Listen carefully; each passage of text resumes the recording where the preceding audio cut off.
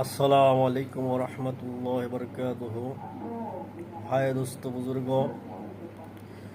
সমস্ত প্রশংসা আল্লাহ তাআলার, যে আল্লাহ তাআলা আমাদেরকে সৃষ্টি করেছেন, আকাশ জমিন চন্দ্র সূর্য সব কিছু সৃষ্টি করেছেন। তার দরবারে দিল থেকে শুকরিয়া আদায় করি, আলহামদুলিল্লাহ।